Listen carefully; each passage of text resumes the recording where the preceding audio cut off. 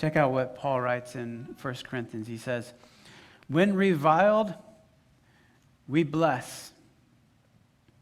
When persecuted, we endure.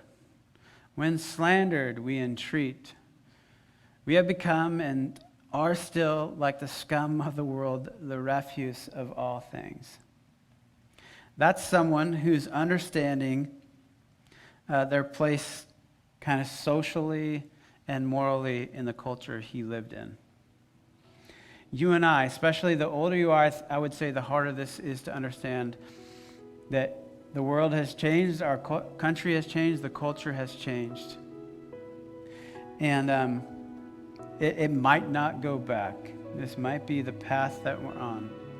There may be no political change, there may be no civil change, there may be no social norm change that reverts us back into a society that embraces more of a Judeo-Christian ethic. And if that's the case, then this is our future and this is our response. When we are reviled, we bless. When we are persecuted, we endure. When we are slandered, we entreat. And let me just be real clear. This is not the response of the world. You will not. I mean, maybe you can come up to me afterwards. I'm open to having my mind changed. You will not find this response when you open the newspaper. You will not find this response when you click on whatever news channel you prefer. You will not find this response when you show up to most rallies in our state or in our country. You just won't. You have to ask yourself, what does Jesus call me to?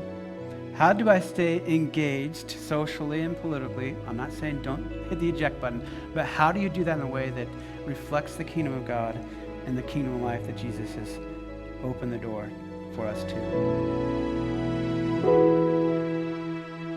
Thanks for watching this video, and if you're on YouTube, please hit that subscribe button and notification bell to be notified of any new content we put out. We'd love to have you join us in person. You might be just checking us out online. We'd love to have you. If you're local to Foothills, come join us on a Sunday morning, or maybe you're waiting to re-engage as COVID has gotten you kind of out of the habit of being in person at church. I want to extend that invitation to you as well. And we'd love to connect with you. Here's a few ways that we would connect with you, and maybe you could connect with us. One is by getting in the loop on our e-news. Each and every week or two, we send out an e-news, and that has tons of information about events that are happening in the life of our church and ways to connect with us. We're also on Facebook and on Instagram. You might be watching this on one of those platforms, so follow us on there.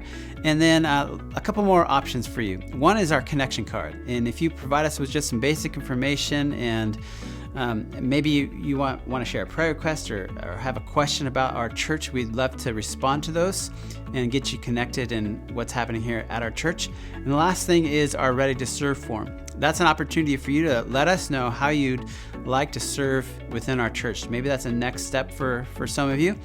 And those could be all kinds of things, from just helping out with yard maintenance around the church to serving in kids ministry to helping people out who are in need. If that's where you're at and you want to take that next step, we'd love to have you fill out that form. All the links are in the description below on this post, and so you can check that out and navigate to those areas real quick and easy. Thanks again for joining us. We hope to see you soon.